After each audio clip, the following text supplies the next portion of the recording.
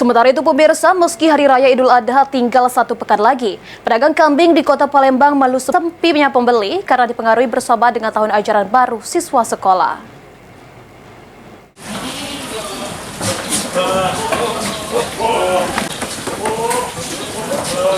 Meski Hari Raya Idul Adha 1446 Hijriah masih sekitar 1 pekan, pedagang hewan kurban khususnya kambing mengeluh akibat sepi pembeli. Muhammad Amin, salah seorang pedagang kambing, mengungkapkan bahwa pada tahun sebelumnya, 1 pekan menjelang Hari Raya Idul Adha, para pembeli mulai berdatangan dan memesan kambing untuk dijadikan hewan kurban. Namun, pada tahun ini, kondisi penjualan hewan kurban terbilang sepi.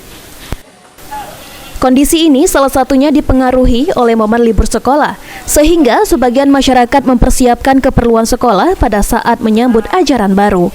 Lebih lanjut, Amin menjelaskan bahwa pada tahun sebelumnya, penjualan hewan kurban dapat mencapai 100 ekor setiap minggunya, namun pada tahun ini hanya sekitar 50 ekor.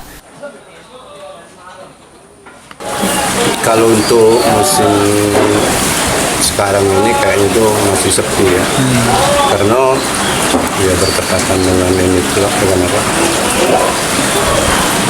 Anak-anak masuk sekolah, jadi mungkin dana untuk kurban mungkin dialihkan ke sana oleh orang-orang tua mereka. Kendati demikian, Amin berharap bahwa 3 hari menjelang Hari Raya Idul Adha ada peningkatan penjualan kambing untuk dijadikan hewan kurban. Eki Saputra, PAL TV.